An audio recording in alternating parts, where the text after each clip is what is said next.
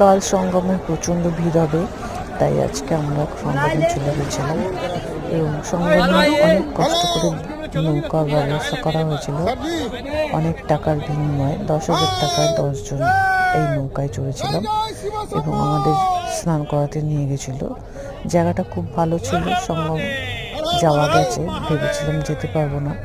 19 kilometre হেঁটে আজকে আমাদের এই যে লাক্সারি কটেজে আমরা রয়েছি, সেখান থেকে আমাদের সঙ্গমের এই বোটটা ধরা পর্যন্ত টোটাল এবং বাড়ি আবার ফিরে আসার টেন্ট পর্যন্ত টোটাল 19 কিলোমিটার হাঁটা হয়েছিল। এটা আমাদের মোবাইলে উঠেছিল, তাই বলতে পারলাম।